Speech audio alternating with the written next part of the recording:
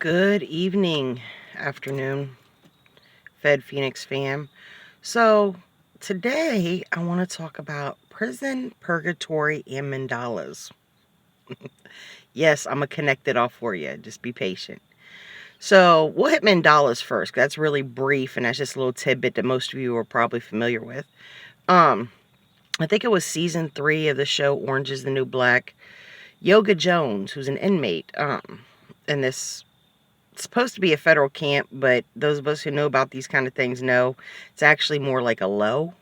But anyway, she tells the new people coming in, think of your experience here as a mandala. You know, the Tibetan monks, they use dyed sand and they make these beautiful, intricate patterns, you know what I mean, designs, mandalas.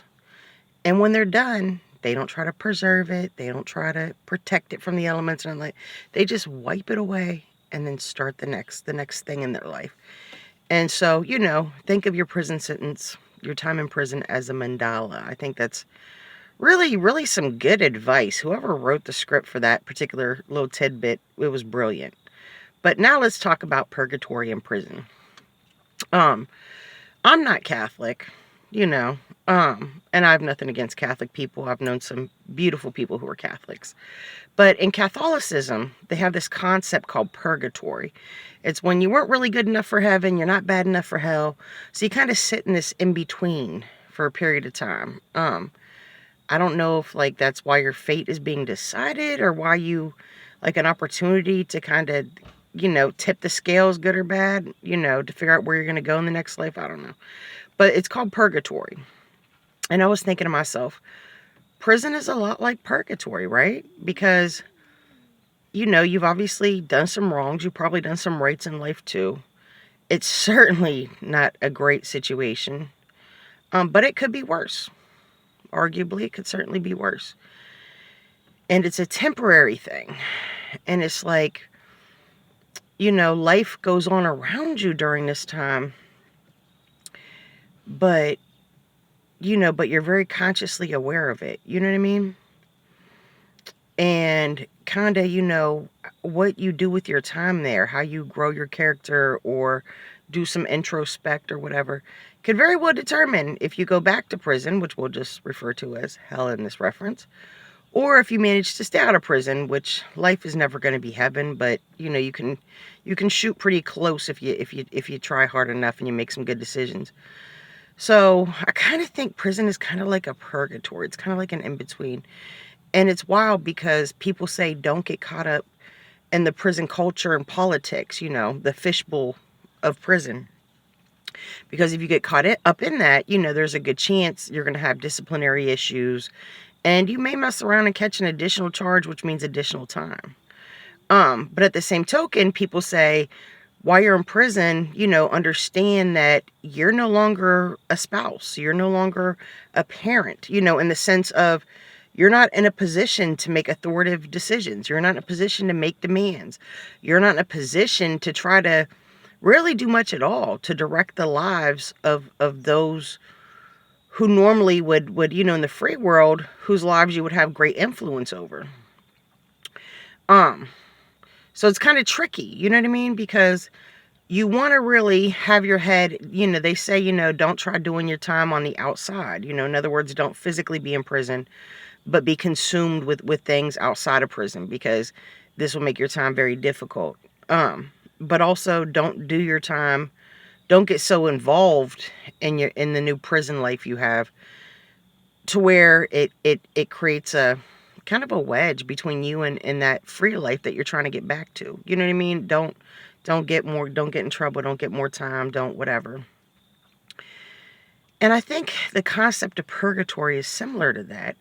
Like, I think you can see kind of the afterlife, maybe, good or bad, I don't know, from purgatory. But then you also can see, the regular world going on in your absence. And the idea of purgatory, I think, is to kind of like do good deeds or be a better person. So that ultimately when everything is said and done, whatever the next chapter is for you, it's a better one. And I think prison is very in line with that as well. You know, I know I'm incarcerated like everybody. I tend to get, in better physical shape, but I also tend to have a lot of spiritual growth and do a lot of reading, have a lot of intellectual growth, and really just put myself in a better position. Because when you come home from prison, you're not starting over with nothing. Most people, you're not starting over with nothing. You're starting over with less than nothing. You're literally right before the gun is fired for the race. You're breaking your own foot, and you still got to run and keep up with everybody else, or at least attempt to. So so you really want to take your time in prison to try to have as much growth and self-improvement and networking and planning for the next chapter and organizing things for that as much as you can. So, but it just had crossed my mind that there are a lot of parallels between the concept of purgatory and the actual reality of prison. And the mandala thing, I just personally really like, so I just want to throw that in. I know not everyone who watches my videos is familiar with Orange is the New Black. It's a show on Netflix, but yeah, think of it as a mandala. I like that. That's really solid. And definitely understand that prison is a purgatory for the living, in a sense. And be prepared to treat it as such. I think it's going to be really difficult to balance keeping tabs and connections with people in the outside world and being supportive and all that, but not being overly invested like you would normally if you were in the outside world. You're no longer an authoritative figure to anybody. You're no longer in a position to have demands or really almost any expectations at all. And that's going to be hard to let go and just kind of basically watch life happen without you. And then at the same token, you don't want it to be overly invested in your new prison life because, you get caught up in that mess around, get more charges, have disciplinary infractions. You'll make your life a lot harder for yourself if you get to prison and just decide to get all snuggly and cozy and just, integrate yourself into the politics and the culture, up to your neck to try to escape the reality of being disconnected from life outside of prison. So it's going to be really tricky to balance these things. You know what I mean? It's going to be very tricky to balance being basically an observer of your loved ones in the free world and trying to be supportive to the best of your ability, because that's all you're bringing to the table. And if you get it reciprocated, you should be grateful, because a lot of people don't. But then also be involved enough in your prison life for it to be an opportunity for growth and development, but not so overly involved that it can become a hindrance. So that was kind of on my mind. I was like, wow.